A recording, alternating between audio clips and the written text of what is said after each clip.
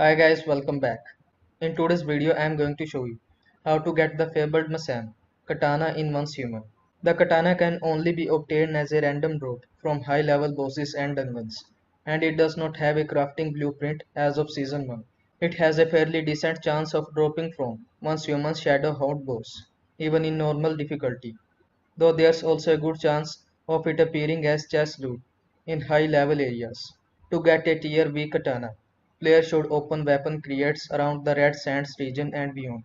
There is a slim chance of this weapon appearing in any of the weapon crates in the POIs in this area, but you want a place that you can constantly farm.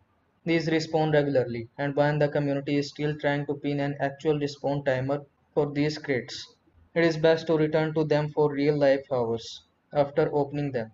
If you are looking for a spot that you want to farm constantly, then the Silo Theta Dungeon in One's Human is your best bet. You can skip most of the enemies here, and both Seepage Zone and final area bosses are fairly easy to beat. Open the weapon and gear crates in the dungeon and use your controls when you beat the bosses to maximize your chances. Run the dungeon on hard or pro mode if you can. So I hope this video was helpful to you. Don't forget to like this video and subscribe to my channel for more this type of content. Thanks for watching.